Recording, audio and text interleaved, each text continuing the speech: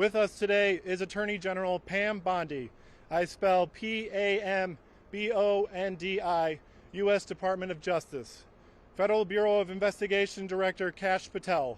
I spell K-A-S-H-P-A-T-E-L, U.S. Department of Justice. Vice Admiral Nathan Moore. I spell N-A-T-H-A-N-M-O-O-R-E, Commander, U.S. Coast Guard, Atlantic Area. Lieutenant General Evan Pettis. I spell E-V-A-N-P-E-T-T-U-S, Military Deputy Commander, U.S. Southern Command. And Captain Thomas Rodzevich. I spell T-H-O-M-A-S-R-O-D-Z-E-W-I-C-Z, Commanding Officer of U.S. Coast Guard Cutter James. We will begin with brief statements from these leaders, and then we'll open the floor to your questions. Following the speaker's remarks, we have about 10 minutes during which media may ask one question and one follow-up to allow for other outlets to have an opportunity. At the conclusion of the press briefing, our public affairs staff will also be available to assist with any follow-on inquiries or further needs. For those unable to join us today, we will publish a press release with imagery and information about the James's interdiction operations later today. I request that any questions you may ask are focused on the Coast Guard's drug interdiction operations and the cutter James. I know that we have several leaders here today, and you may have other questions for them, and we are happy to refer those to the appropriate authority to be answered at another time. But we invited you here today for the James offload. Thank you, and it is now my pleasure to introduce the U.S. Attorney General, the Honorable Pam Bondi.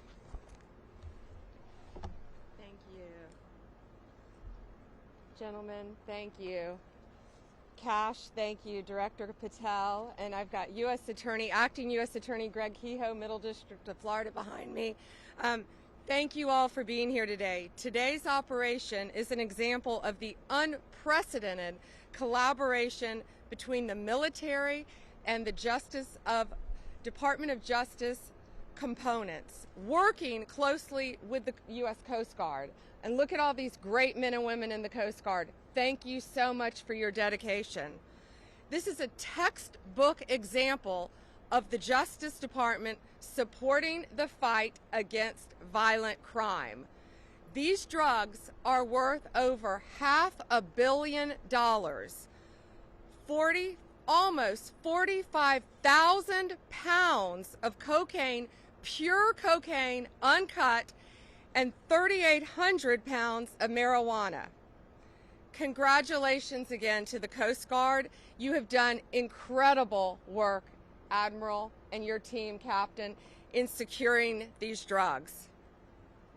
This team, with all the agencies I just mentioned, used drones, aircraft, and ships to interdict the traffickers off the coast of Peru, Ecuador, and the Galapagos Islands.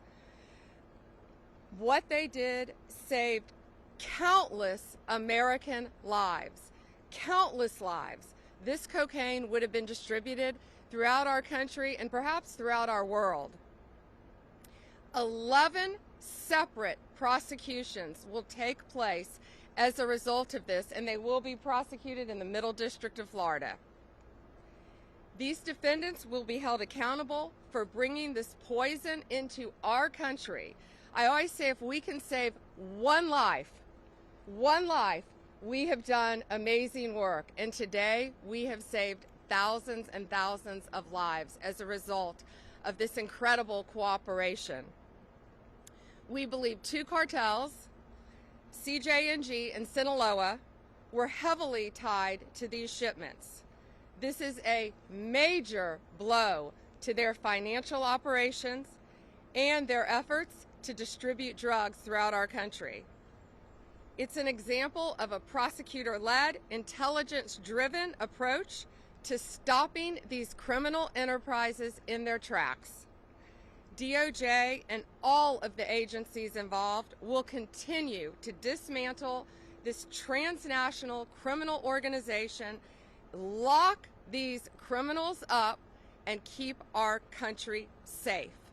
The drugs that you have seen today will no longer destroy lives.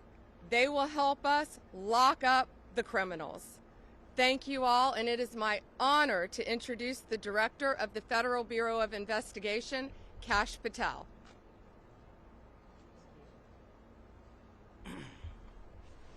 Thank you all for being here. General Bondi, we're here today because of your dedicated leadership to safeguard American lives, because you had the courage to follow President Trump's courage to put our children first and to make sure that the narco traffickers, and make no mistake, this administration has labeled them foreign terrorist organizations because that's what they are.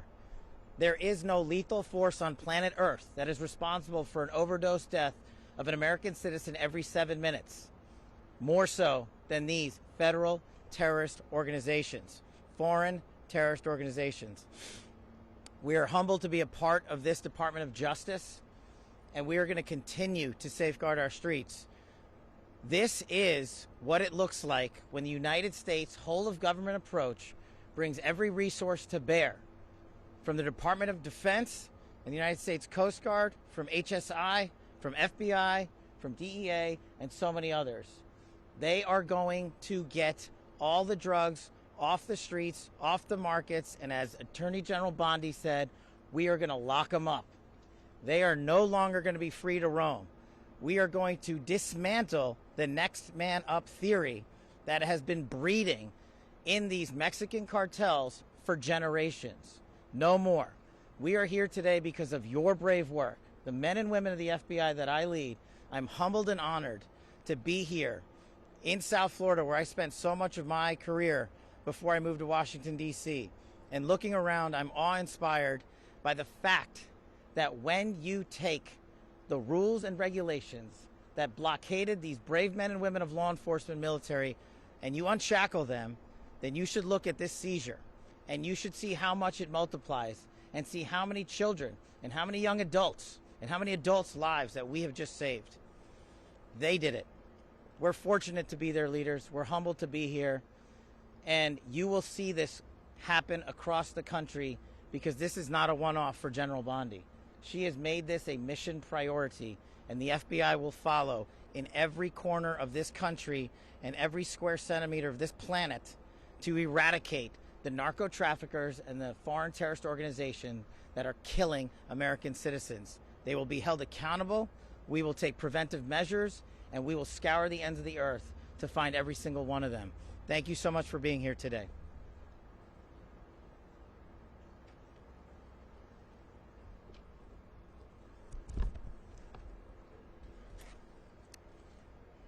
Good morning. We welcome the crew of the James back from a remarkable patrol where they seized $510 million of illegal drugs, that's cocaine and marijuana, that was interdicted at sea before it can reach the U.S. border. So what does that number actually mean? You know, what does the number besides the dollar sign mean? It means 154 lives saved directly from cocaine-related overdose deaths in this country.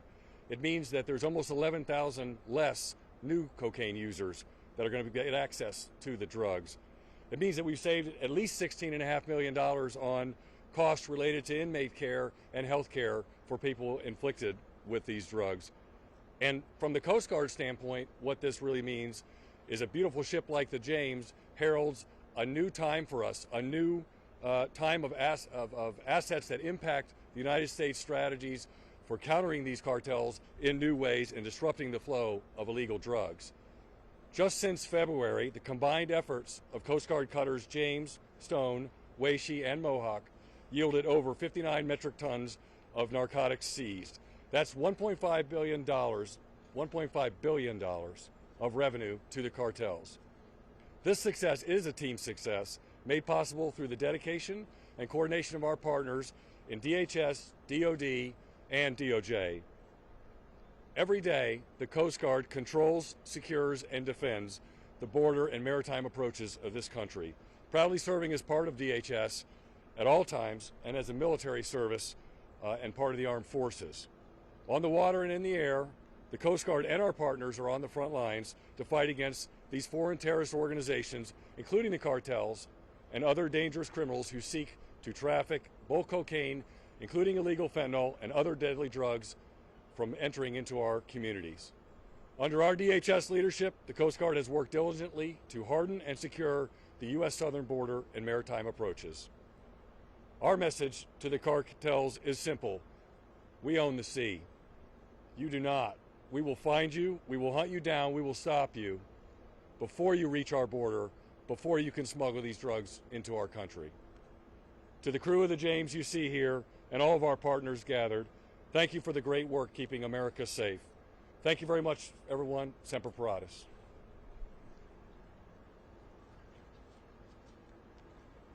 Good morning, ladies and gentlemen. It's a privilege to be here today representing Admiral Alvin Halsey in U.S. Southern Command. And first, I just want to say thank you. Attorney General Bondi, Director Patel, Admiral Moore, Captain Rodzovich, my apologies, and to the crew of the James, the brave men and women of the crew of the James. It's a real privilege to stand with you today. You know, the most fundamental duty of a DoD organization like U.S. Southern Command is to defend the United States against threats and defend her people, defend her Constitution. But this is a threat that by law, policy, design, DoD can't get after alone. It takes a team, and it's a privilege to be part of this team. You've heard the facts of what these amazing men and women have done, what the organizations that these amazing leaders have accomplished. But I just want to say thanks. You know, it is amazing to watch in action the machine that is our government interagency getting after this problem set. I think it starts and ends with the Department of Justice. The intelligence that we get from the prosecutions, the intelligence we get from the FBI, intelligence we get from other sources, tips and cues us to do the DoD detection and monitoring mission, and then we get the actions on the objective from the brave men and women of the James and crews like them. To grab those drugs and bring them back for further prosecution and investigation. And it's a virtuous cycle. It's an amazing thing to watch. At Joint Interagency Task Force South in U.S. Southern Command, it all comes together with the addition of 14 interagency partners and law enforcement and defense representatives from 21 partner nations. This is an incredible achievement, an incredible whole of government and partner nation accomplishment. So I'm just proud to be here today and to say thanks to the brave men and women defending our nation. Thank you.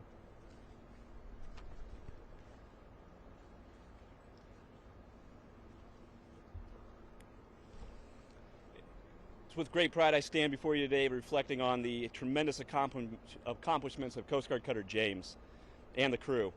What you see today is a result of the crew executing an unprecedented pace at sea of interdictions. In only 56 days in theater, James interdicted 11 drug smuggling vessels, seizing over 22 metric tons of cocaine and marijuana, and apprehending 34 narco traffickers. In all my years working in this vital mission, I have never witnessed such substantial results in such a short amount of time. What is not on display, though, is the incredibly challenging work done by our crew that went into these interdictions.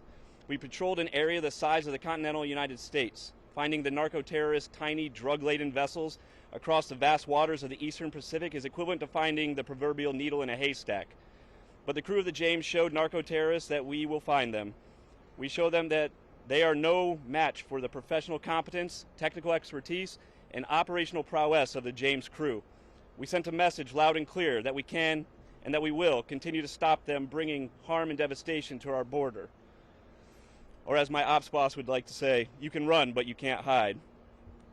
Alongside our permanent party crew members, it's important to mention those who deployed with us, our law enforcement detachment, pilots and air crew, intelligence professionals, and the operators of our unmanned aircraft systems.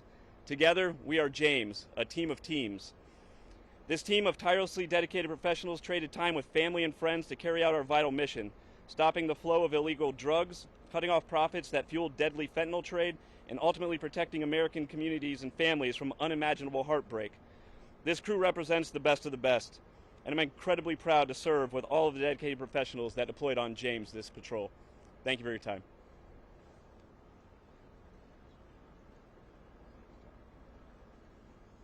So we have a brief period for question and answer. Before we open up the question and answer, I'll ask that you raise your hand and then we'll call on you. Please state which speaker your question is for, what your name is, and which media outlet you're from.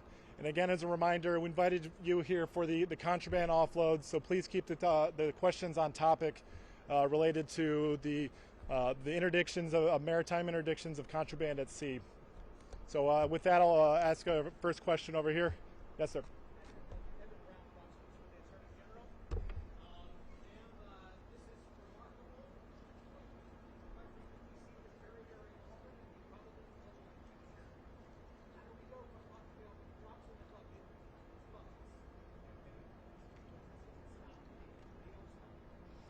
Eben, this is not a drop in the bucket. Behind you is $500 million of pure cocaine, uncut cocaine. So when they cut this poison with baking soda and whatever else they cut it with, it will multiply even more times than you can imagine. We are saving thousands and thousands of lives. These brave men and women, you know, we often talk about the Coast Guard and General, we talk about all the time our great men and women in law enforcement and the military, but sometimes I feel like the Coast Guard is overlooked at how incredibly dangerous your jobs are. So thank you again for what you've done and the countless lives that you have all saved today. By 11 defendants are going to be locked up, and if this isn't sending a message loud and clear to Sinaloa and these other cartels, it better be, because they know that these men and women, all of these agencies working together, are coming after them. And if there is more, they will find them and they will arrest them and we will prosecute them.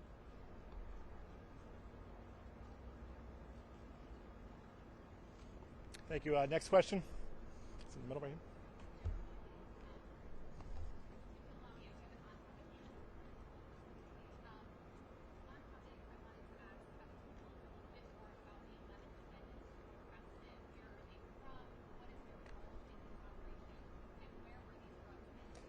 Have we released that yet, or is it still sealed? Have we released anything about the defendants? Yeah. Still sealed, I'm sorry, about the 11 defendants. But they are tied to the 2 cartels that we mentioned.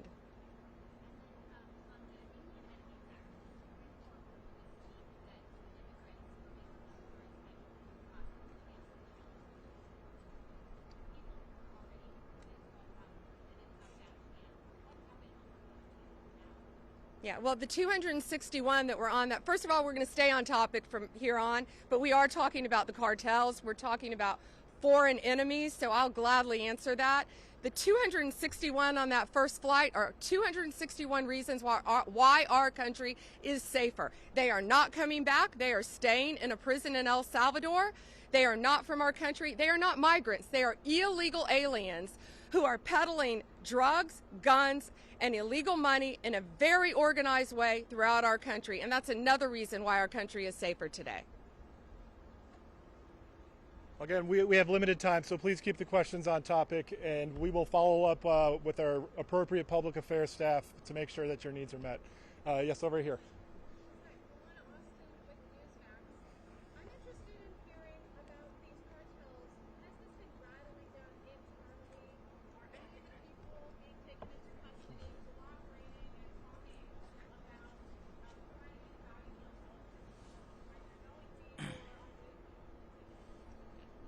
As the team mentioned, it is changing the dynamic. The threat dynamic is changing, and you're seeing it here because it's a collaboration of law enforcement and military intelligence sharing along with the intelligence community that leads to these types of seizures. And as the General and the Admiral mentioned, in such speed that they have not seen in their careers. So it is more than rattling them. And it's not just this mission that the Department of Justice is leading here. This is one big example that we want to showcase the work of a team-led interagency process. And that's what it is. No one is taking credit for it. Everyone is putting the mission first. And the people that are hearing that message the loudest are the cartels and the CJNG and Sinaloa cartels and the others down in the south of the border. But as these brave men and women have mentioned, there is no border that they will not defend. Every border is an operational offensive thanks to this interagency process and the brave folks of JIAF South and Southern Command. All right, we have time for one more question. Yes, over here. I'm wondering, so we talked a little bit about where these individuals are from,